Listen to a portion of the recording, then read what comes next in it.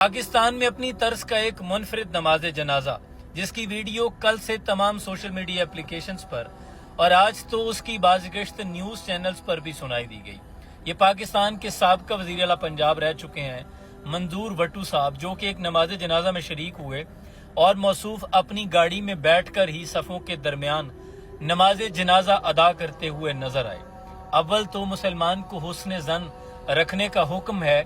अल्लामा इब्ने क़य्यिम रहमतुल्लाह अलैह फरमाते हैं कि अगर किसी शख्स की ताड़ी से मैं शराब के कतरे टपकते हुए देख लूं तो मैं ये हुस्न ज़न, ये गुमान रखूंगा कि उसने खुद नहीं पी होगी, किसी शख्स ने उसके चेहरे पर उंडेल दी होगी।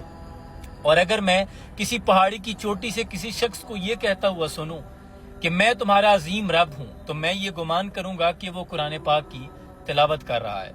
ये तो है हुस्न ज़न जो हमें रखने का हुक्म है। हम ये हुस्न ज़न रखते हैं कि मौसूफ का ऑपरेशन हुआ है, मौसूफ बीमार हैं, उनकी कमर में दर्द है, वो चल नहीं सकते, चलें उनकी ये मोहब्बत है, ताज़ियत है कि वो उनके दुख में शरीक होने के लिए, नमाज जनाजा में शामिल होने के लिए वो दर्द रखते थे और वो घर से निकल आए और नमाज जनाजा में वो शरीक भी हुए। ये हमें हुस्न ज़न रखने का हुक्म है जो नॉर्मल जिंदगी में भी हमें रखना चाहिए। मिसाल के तौर पे अगर कोई शख्स मस्जिद के सामने से गुजरा है तो उसने नमाज नहीं पढ़ी, नमाज का वक्त था, तो हम ये गुमान करेंगे कि उसने पिछली मस्जिद में अदा कर ली होगी। या आपने किसी को सलाम किया तो उसने जवाब नहीं दिया, तो हम ये सोचें कि उसने मगरूर होकर, गुरूर में, तकब्बुर में हमें जवाब नहीं दिया, तो हम ये गुमान करें कि उसने मुंह में सलाम कह दिया होगा।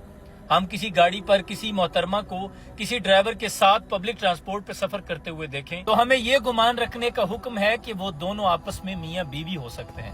यानी मुसलमान को हत्तुल इम्कान हुस्न ज़न, पॉजिटिव अप्रोच, मस्बत सोच रखने का हुक्म है।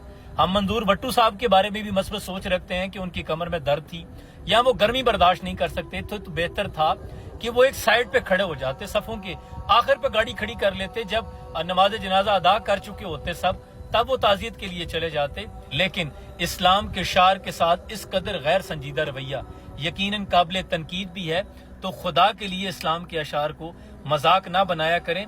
जब आप बारगाह इलाही में खड़े होते हैं तो फिर आपके सारे प्रोटोकॉल, फिर किसी इलाके का बादशाह भी हो तो एक ही साफ में खड़े हो गए महमूद व अयास, ना कोई बंदा रहा ना कोई बंदा नवाज। अगर आपको बहुत ज्यादा कोई तकलीफ है तो आप साइड पे खड़े हो जाएं। आपको गर्मी लगती है, नमाज जनाजा नहीं पढ़ सकते, तो आप घर से ना आए, लेकिन इस्लाम के अशार का यूं मजाक ना बनाएं। फिर पूरी दुनिया का जो वो निश्तर होते हैं वो हम पे चलते हैं और हम जग हसाई का निशाना बनते हैं। खुदा के लिए ऐसी चीजों से गुरेज किया करें। सलाम पहुंचे।